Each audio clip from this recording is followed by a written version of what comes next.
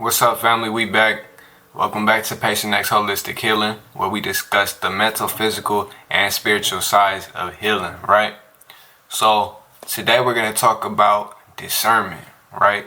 We're going to talk about some character building because this is one of the things that people lack in mass. You know, it doesn't matter where you live. If you on earth, you're going to see somebody lacking discernment. Probably you today, you made a bad decision. And a big part of discernment is knowing that there is no bad decision. There is no wrong decision, but there are desirable decisions. And there's more desirable and less desirable decisions. So we're going to jump right into it, right? I'm going to give y'all 3 levels.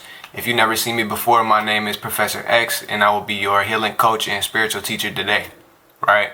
Number 1, we're going to talk about physical discernment and I guess root chakra level, everyday interaction type of discernment. Right?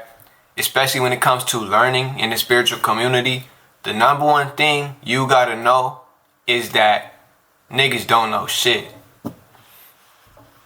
Now, that probably sounds like some ignorant proverb or, some bullshit, but it's actually the foundation of all discernment. The fact that nobody really knows anything, especially in the physical world. When you're dealing with certain spiritual entities, it's likely going to be different. But a human being who is more than likely ignorant on the topics that they're talking about, on the matters of you and your own, it's people's favorite thing on earth to talk about other people and talk about things that they don't know about, especially regarding other people. It's very odd here. But you always got to keep that in mind. Like, oh, such and such don't really know what he's talking about anyway. Such and such don't really know what she's talking about anyway. And even though a lot of people do actually know what they're talking about, a lot of people dedicate their lives to the knowledge that they project. And you should listen to those people who try and locate the people who actually dedicate their lives to this stuff and make an effort to know more. The people who are still learning, not the people who are ultra professor mode, they know everything. Like, that's the people who don't know shit. But like I said, even with the people who do know stuff, you want to have a base level of skepticism, right? Not paranoia. Paranoia is bad for you. Skepticism is a survival skill that you will need beyond this physical world. Like, when I encounter a lot of spiritual people in the spiritual community, their favorite thing is conspiracies, right? It's like everybody who considers themselves woke or spiritual or enlightened in some way, they're always some sort of conspiracy theorist, and they be talking about, such and such not really what it seems. This politician and that politician, they not really what they seem. And there's a lot of truth to that. That's facts. A lot of things aren't what they see in the physical world, but they get ate up by all this information. You got to understand, for the majority of people who consider themselves woke, the very skill that was necessary to even get into that door, get into the realm of higher thinking, was skepticism. Literally, for everybody, you looking at the world and like, this shit not really right. It's something wrong with this. That's skepticism. But once they get through the doors, then it's like all skepticism go away and they just start believing everything anybody tell them. You know what I'm saying? For example, flat earth. Come on, man. I don't even know why that belief is wrapped in with the spiritual community. You feel me? And I mean, my boy got a very good video on it. I'll link it right here. Shout out Genie. But one thing you got to understand is that this stuff is about perspective. Discernment especially is about perspective, right? One thing can be true to me and it's not true to you. That's why I don't come on here giving y'all all the knowledge that I know. I only come on here giving y'all all the knowledge that I know for you. You know what I'm saying? Knowledge that I know for myself and knowledge that I know for you is 2 different things. It's based off experience and it's based off relevancy. A lot of the stuff that I've learned for myself literally might not be relevant to you. And it might help you, but I'm betting on you learning that for yourself. You know what I'm saying? And that's my strength as a teacher. I don't just come on here telling niggas anything. You feel me? When it comes to flat earth, it's like, yeah, if I was looking down at the earth from some sort of higher plane of existence, the earth gonna look flat as hell. It's gonna look flat as shit.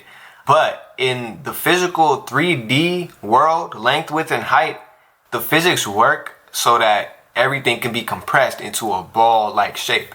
Even everything in space is shaped like some sort of sphere, unless it goes through some sort of natural processes where it weathers or it gets broken up into smaller pieces. Like, everything is spherical. And if you don't believe in space, that's another conversation. I can't even really help you in this one. But you gotta have discernment, a level of skepticism. Even with the highest teachers that I know in this world, when I learn from them, I'd be like, okay, okay, sure. Okay, I don't take it as fact. I take it as a possibility because I'm betting on myself learning this stuff for myself, so that when I do end up learning it for myself, it's not new information. It's like, oh yeah, okay, I heard somebody say that before. You feel me? But your process should not be, oh, such and such says something, I trust them, I'm gonna believe them. That's low level discernment, and that's low level survival instincts. Skepticism, like I said, is the base of all spiritual knowledge. This is just basic intellectual intelligence. And I know that probably sounds funny, intellectual intelligence, but those two are not the same. Intellect is how you use your intelligence. Intelligence is the knowledge base and the information that you are able to use your intellect with. You see what I'm saying? So it doesn't matter how much I know. Like I said, discernment. You feel me? You don't want to just pick up on everything people say. It doesn't matter how much I know. It's about how I use what I know. I'd rather be somebody who knows 5 things, but knows how to use those 5 things extremely well, than be somebody who knows 100 things, but can't piece it together and don't really know how to use the 100 things. You know what I'm saying? It's not about quantity. It's about quality. That's intellect. So you got to have intellectual intelligence. How do you use your mind? Now, let's move on, right? That was the more physical and mental aspects of discernment.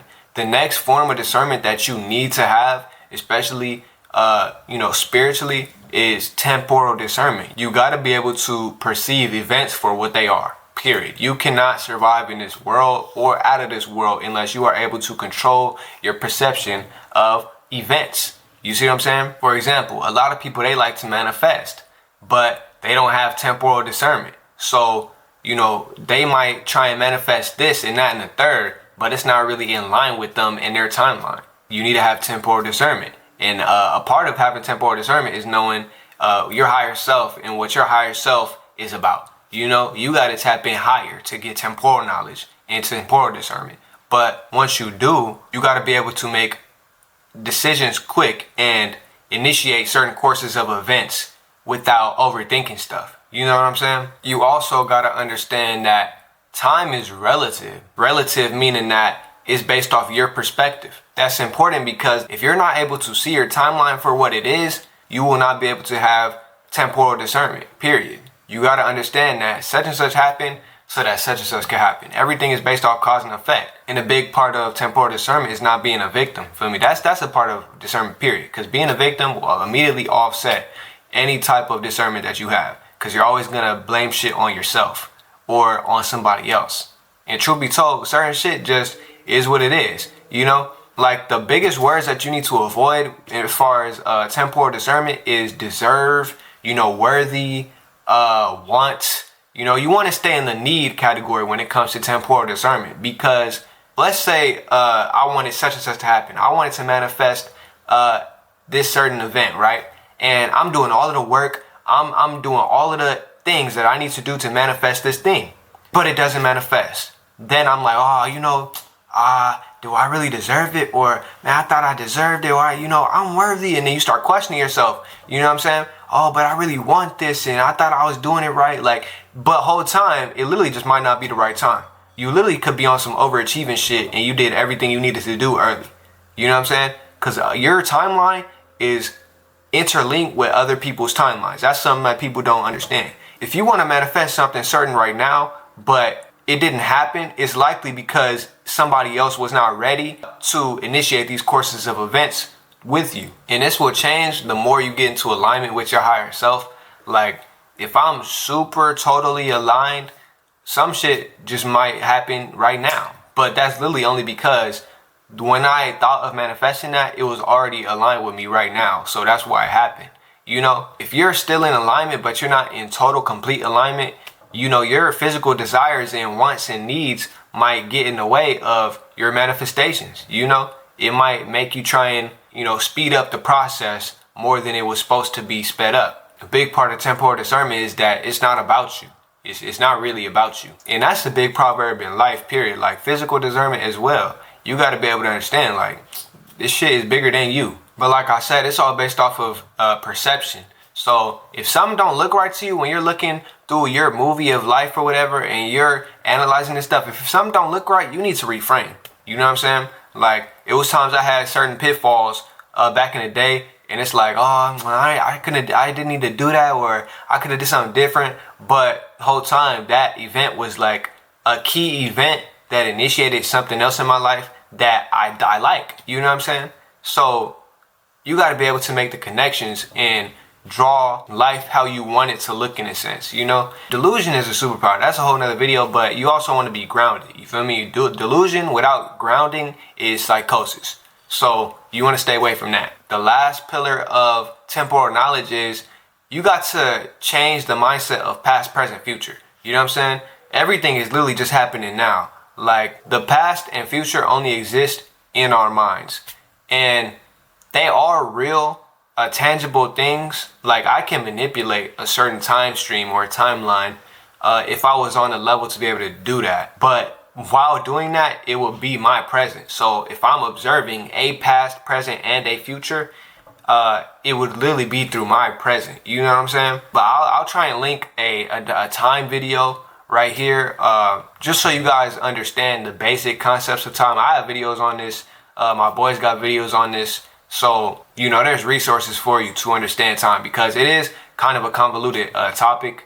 But with that, we're going to get into the next pillar, right? As far as spiritual discernment goes, everything is fake. Everything is an illusion. And that's just borderline facts. Everything about this physical world is an illusion. I do not look like this. This is just how I manifest here. One thing you got to understand about everything in the physical world is that it's a part of some sort of higher geometry. We only perceive it like this because this is how our eyes perceive light in the physical world. Our eyes also perceive this as the physical world because mentally and astrally, we agree that things look like this. Because you got to understand, everything that happens astrally will manifest down into the physical. So we only see stuff like this because this is how it is in the astral, but it's only like that in the astral because we mentally agree on that. And we only mentally agree on that because our spirits came together and was like, okay, we're going to craft an experience that is like this and like this and like that. But if you look at it from a lower perspective, it's going to look like this and that and the third. You know what I'm saying? But that's the type of stuff you have to have in mind when it comes to spiritual discernment. It is that there are levels to things, and that nothing is as it seems. Nothing is as it looks specifically. The main areas that you want to dwell in as far as spiritual discernment is intuition. How does something feel just based off of what you currently know about it? You might not know a lot about something, but if you tap in and you let it just sit, you'll be like, oh yeah, this feels good or this feels bad. That's called intuition. But having spiritual discernment looks like this, right? I'm gonna give a personal example. So last year, I had the opportunity to take a boxing class, right? It's important because 6 months before I took that class, I almost took the class. The thing about if I would have took the class 6 months earlier was I would have had to pay $300 a month to go to the boxing gym, right? I was literally hovering over the subscription button. I was like, shit, should I subscribe to this gym for like $300 a month? But what I did was I talked to my higher self and I grounded myself onto some skepticism, physically, and then I opened myself up to temporal discernment, right? What I got was, okay, I don't need to take this boxing class right now. I just want to take the boxing class right now. Yeah, life isn't necessarily promised, but I'm sure I'm going to have an opportunity to take this class in the future, or any class for that matter. But if I never take a boxing class ever in my life, I'll be straight. Like, if I die today, I'll be straight knowing that I didn't take this class. Okay, that seals the deal. I'm not going to take the class. That's literally all I had to do. Acknowledge that I did not need something right now, and acknowledge that I could still have it available to me in the future. This is called patience. And I should have mentioned this in the temporal discernment aspect, because patience is the very foundation of temporal discernment. If you can't be patient, bro, you're cooked. it's not even gonna work. That's like the thing that gets you into the door, like I told you. But the spiritual discernment comes in to play in this because I didn't take that class 6 months prior to me actually taking the class. When I did end up taking a class with my mom, she was the one who got me. She's like, oh yeah, I'm going to this boxing gym. Do you want to come with me? And it happened to be the same one I was going to go to. She already did the groundwork for me where she got cool with the coach. She got a reducted fee, and we was going for like $100 a month. And she was paying for it. I wasn't even paying for it. You know what I'm saying? So I was patient knowing that something was in my timeline. It was in my path. My highest timeline was for me to box. But doing it at that specific time was not the most desirable. It wasn't my highest timeline. It wasn't the highest thing I could have did. So waiting 6 months and literally just going through life, I forgot about it. Taking the class for free, that was the highest thing I could have did, because I ended up saving what's 6 times 300. That's 1,800. You feel me? I saved $1,800 off a minimum wage ass check. That's a win. You know what I'm saying? That is a win. And I could only have one like that if I had temporal and spiritual discernment. My higher self obviously wanted me to box. If that wasn't in my path, I wouldn't have been able to take a class for free.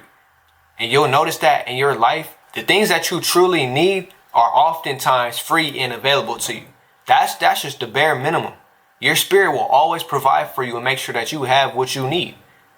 Oh, he needs to take a boxing class. Let's give it to him for free. That's literally what my higher self is thinking while all of this is happening. 6 months prior to that, my higher self was like, oh, let me put this boxing shit in his life because he likes to box and he needs to have that outlet. But let me just dangle it in front of his face so that, you know, maybe he wants to go get it, but if he's patient, I'll give it to him for free.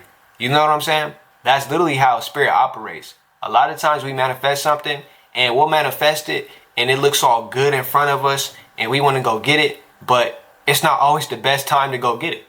A lot of times it just manifests so that we'll know, oh yeah, okay, my manifestation is coming true. You know? And then when you're even more patient, shit just falls into place. That's spiritual discernment, being at the right place at the right time. You feel me? And before I sign out, I want to note that spiritual discernment is more like the evolved version of physical and temporal discernment. Like spiritual discernment is when you mush all of the discernments together. You feel me? I could only have gotten that boxing class for free and saved $1,800 if I had all levels of discernment and if I was tapped into my higher self. But anyway, man, that's it for this video.